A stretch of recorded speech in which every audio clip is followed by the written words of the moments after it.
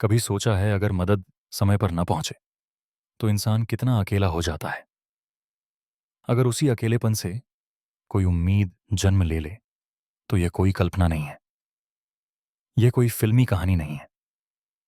यह भारत के एक गांव में घटी एक सच्ची घटना है जिसे बहुत कम लोग जानते हैं।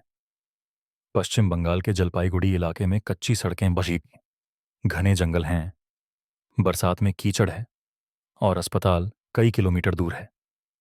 यहीं रहता था करीमुल हक, एक साधारण आदमी। एक रात करीमुल की मां अचानक बहुत बीमार पड़ गईं। फोन किए गए, मदद मांगी गई, लेकिन एम्बुलेंस उस रास्ते तक नहीं पहुंच सकी और उसी अंधेरी सड़क पर करीमुल अपनी मां को नहीं बचा सका। उस रात कुछ टूट गया, लेकिन उसी टूटन में एक फैसला पैदा हुआ।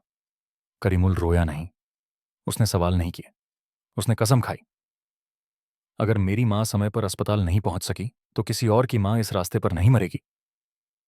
करीमुल अमीर नहीं था, उसके पास ताकत नहीं थी, ना सिस्टम था, ना सपोर्ट। उसके पास था बस एक इरादा।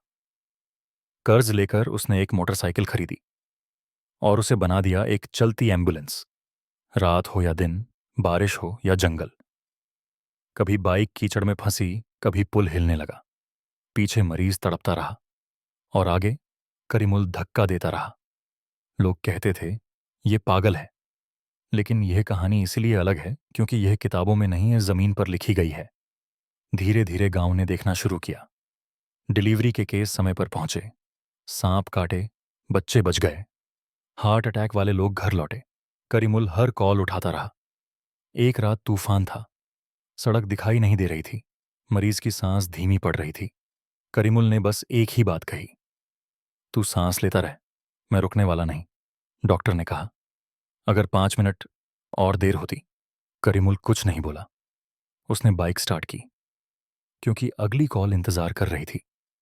हाँ, यह कहानी सच्ची है और शायद इसी वजह से इतनी तकलीफ देती है और इतनी ताकत भी। जीत हमेशा तालियों में नहीं मिलती, कभी कभी जीत कीचड़ में चलकर मिलती है। करीमुल हक ने सिखाया, एक इंसान वाकई काफी होता है।